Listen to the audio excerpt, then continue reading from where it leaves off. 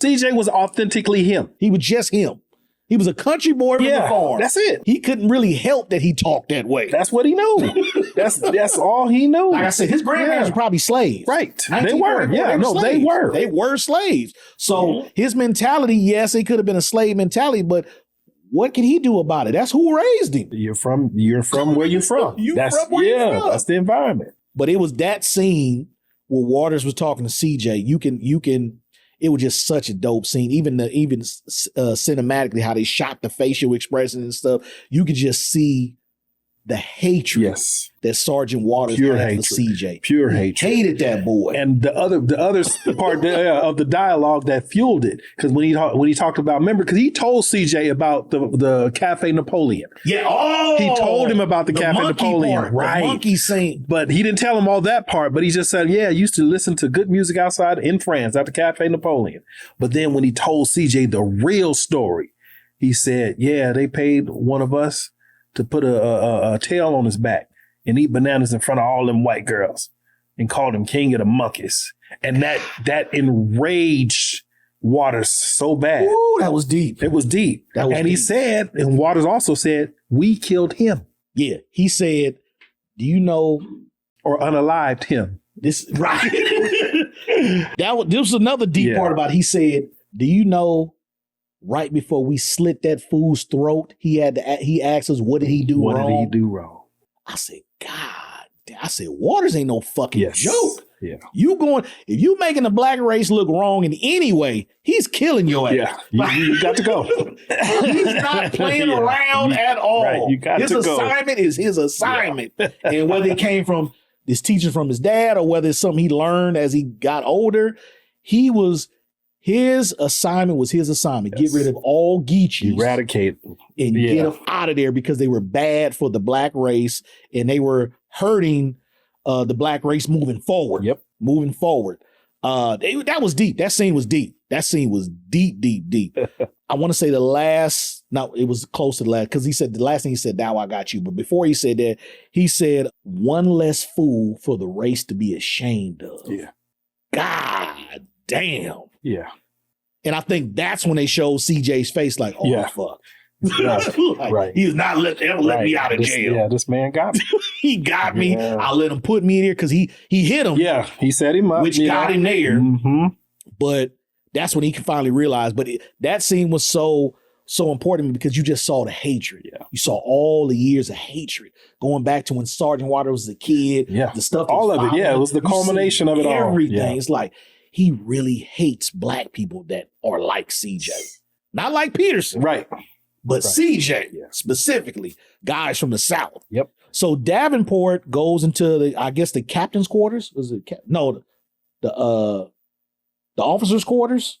The white officers? Oh, to question them? Yeah. Is that the officers? Yeah, that was the officers' club. Yeah. The officers' club. Mm-hmm. So Davenport goes into the officers' club to interview the white officers, and immediately one of them in particular shows him no respect. He's just giggling and laughing and just looking at him like, right, you a minstrel show. Just like, you here for my entertainment at best.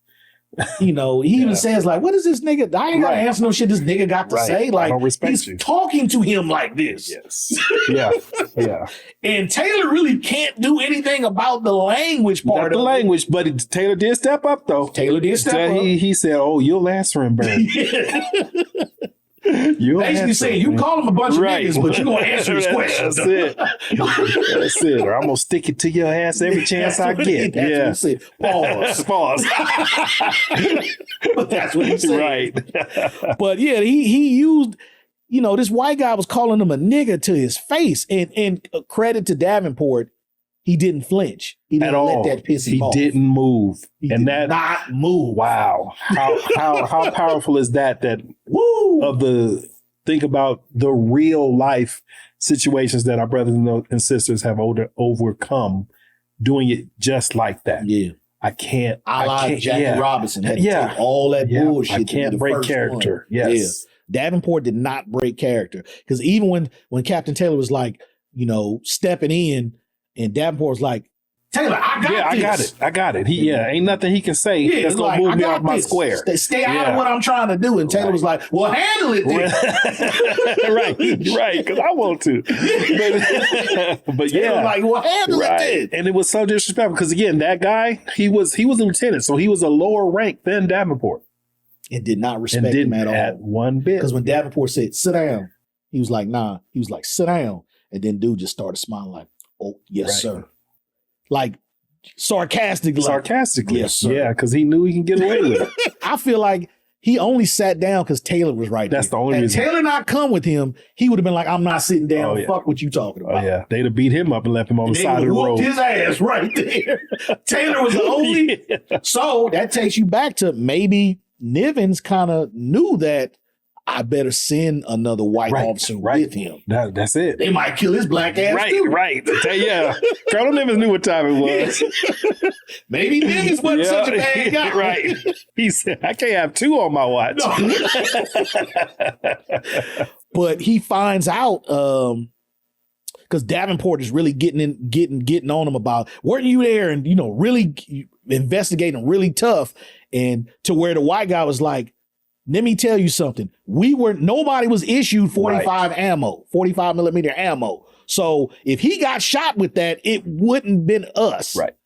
And that's what made that the light bulb went off like, it wasn't these two. Them. He knew right then and there it was not these two. Right. Going against Captain Taylor was like, arrest these two motherfuckers. Yeah. See, and it's a credit. It's a credit to Captain Davenport of how thorough he is in doing his job. That's it. He was about the evidence. Only. Your skin color. Racism. Yes. Nothing matters. I want the correct person. Correct. Because he sure could have railroaded them dudes. Oh, yeah. And Taylor would have backed him. Taylor was like, I got your back. Yes. Look at these two racist motherfuckers. They just said they ran into him. They beat him. Arrest him. He's like, but that's not what the evidence is not showing that they killed this man. Right. He clearly just said they didn't have the ammo that we found in this man's body. Right. So it had to be somebody who was issued the ammo. And that was the turning point to where it was like, that's when even when I first saw it, I was like, oh, it wasn't a white person who killed him. Right. Telltale. It was definitely not a white person who killed him. Which was the perfect cover for a black person. Yeah. Because it was so racially charged. Charged there that if I did it as a black person, there's no way they would think that we would do it. Right. Perfect alibi. Perfect alibi. I'm not KKK. And the Klan is running all through Louisiana, lynching motherfuckers. Yep. I'm not KKK. Yeah. And another dope shot was when Taylor and Davenport was on top of the bridge or whatever, watching the one white kid and the two black boys play. Right? As kids do, they don't see racism. Right. They just playing as kids. Symbolism, it's symbolism. It's true. But Davenport, as he's talking to Taylor, Taylor says something that's really, that shows you the mind of the white people back then. He says something like, when Davenport brought up, like, he started to think it might not be KKK and it could be somebody else.